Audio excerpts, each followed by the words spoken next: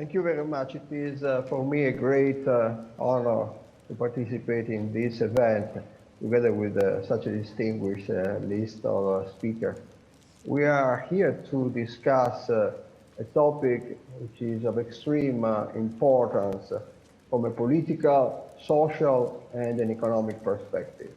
Over the last millennia, and you can say this only for a handful of countries, Iran has been at the center of the world's cultural and economic development. And it is therefore particularly sad and upsetting and disturbing to see the Iranian people going through such a difficult period over the last decades.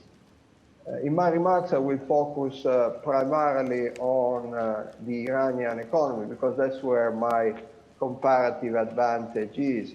But let me underscore at the outset that the problems arising for the Iranian people from the, to use a euphemism, a disappointing performance of the Iranian economy, pale when compared to the issues related to freedom, to governance, to democracy that have been raised and highlighted by all the speakers that preceded it.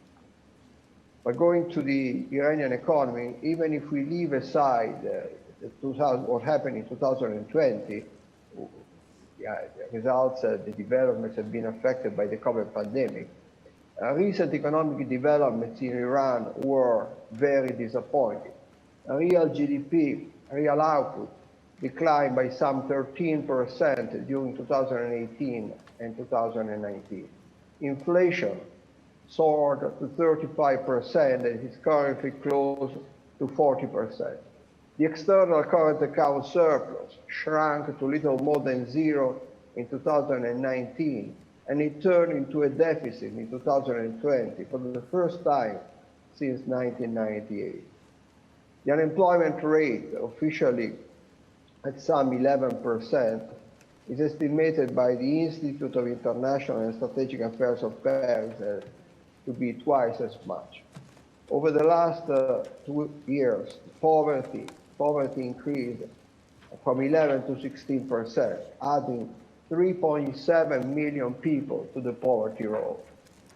According to Bloomberg, the exchange rate against the US dollar depreciated by some 80% since early 2018 in the unregulated market. Certainly some of these results were affected by the tightening of the international sanctions. However, the weak performance of the Iranian economy has a much longer history. Over the last few decades, economic performance has been poor, with bouts of growth driven primarily by the oil sector. Perhaps a single number can summarize all this. Between 1980 and 2019, the average real per capita GDP growth rate, the average per capita real income growth rate has been just 0.2%, which is one of the lowest growth levels in the world during these 40 years. As a result of this, Iran lost ground with respect to peer countries. In 1975, Iran's per capita income was almost 1/3 higher than Turkey's per capita income. 40 years later, Iran's per capita income is almost 1/3 lower than that of Turkey. The impact of this low economic growth of the population has not been compensated by a more equal income distribution. On the contrary, in 2019, the Gini coefficient, which is a standard coefficient of income inequality, stood at a level of 42 according to the World Bank. This is a weak result. It's a very weak result. Almost 3/4 of the 170 countries surveyed by the World Bank have a more equal income distribution. All these results, of course, the Iranian regime blames all this on the sanctions, but it is not just the sanctions. All these results point at mistakes in domestic policies, lack of economic reform, and severe shortcomings shortcomings in the economic governance framework. And just a few numbers show this.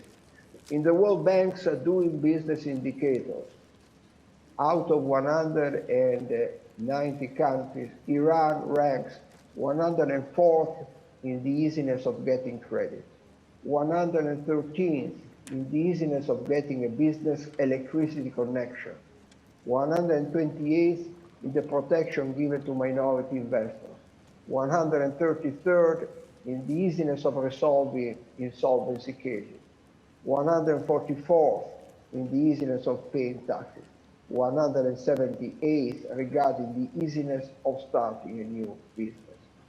The performance is even, economic performance is even worse if you look at governance indexes.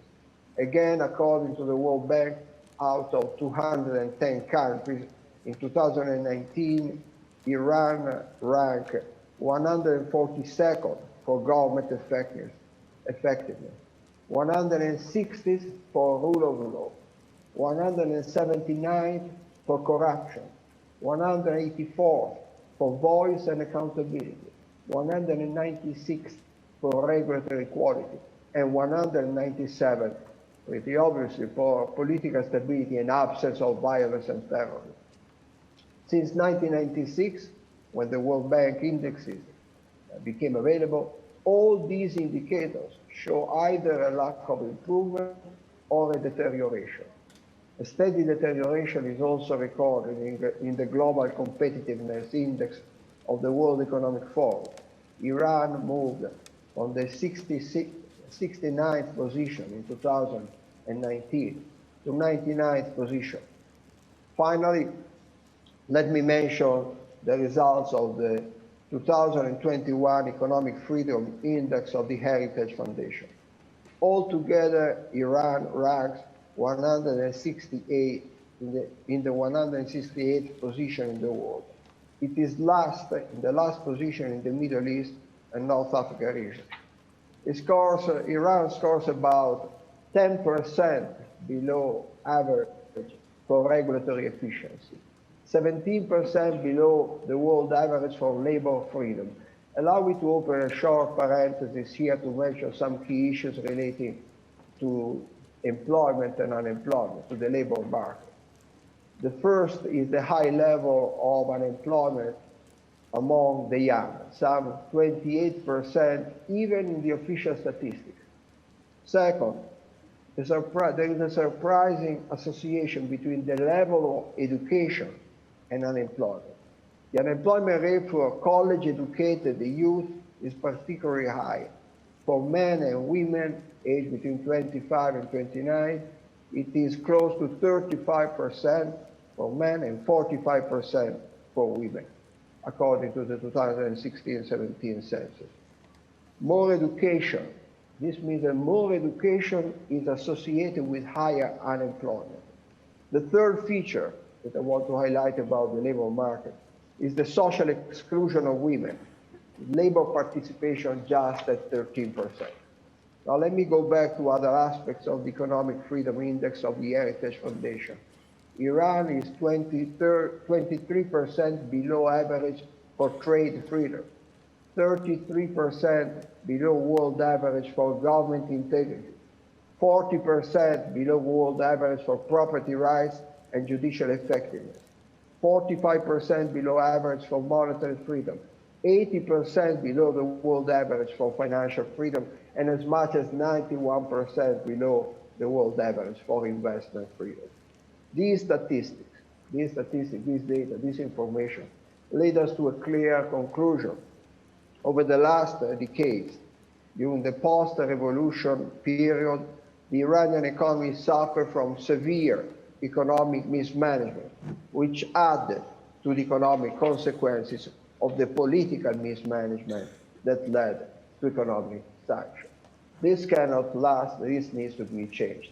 Thank you for your attention. Thank you very much.